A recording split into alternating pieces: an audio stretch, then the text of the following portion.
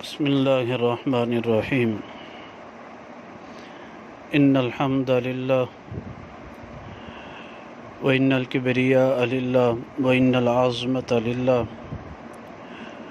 والصلاة والسلام علی خاتم النبیین اما بعد۔ عقیدہ ختم نبوت کے بارے میں 11ویں حدیث مدلل طور پر بیان کی جا رہی ہے۔ صحیح مسلم کے اندر جلد نمبر 1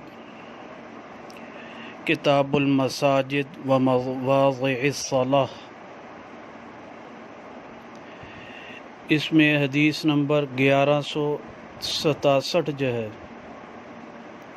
1167 نمبر حدیث، جس کے راوی حضرت ابو ہریرہ رضی اللہ تعالیٰ عنہ ہیں۔ فرماتے ہیں ان رسول اللہ صلی اللہ علیہ وسلم قال، کہ رسول اللہ صلی اللہ علیہ وسلم نے فرمایا فضلت علی الانبیاء بست، مجھے تمام انبیاء پر 6 چیزوں کے ساتھ فضیلت دی گئی۔ اعطیت جوامع الکلم، مجھے جوامع الکلم عطا کیا گیا۔ ونصرت بالرعب، اور مجھے رعب دیا گیا۔ واحلت لی المغانم، اور میرے لیے مال غنیمت کو حلال کر دیا گیا۔ وجعلت لی الارض طہورا ومسجدا، اور میرے لیے ساری زمین کو مسجد بنا دیا گیا اور طہارت کیا، پاک حاصل کرنے کا سبب بنا دیا گیا۔ وارسلت الی الخلق کافہ، اور مجھے تمام مخلوق کی طرف پیغمبر بنا کر بھیجا گیا۔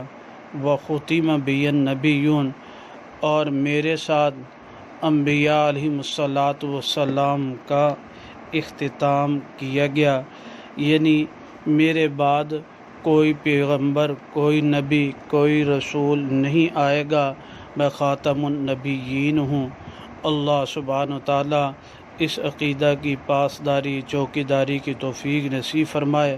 قیامت کے دن اللہ سبحانہ وتعالیٰ نبی پاک صلی اللہ علیہ وسلم کی جان نثاروں میں شامل فرمائے۔ وآخر دعوانا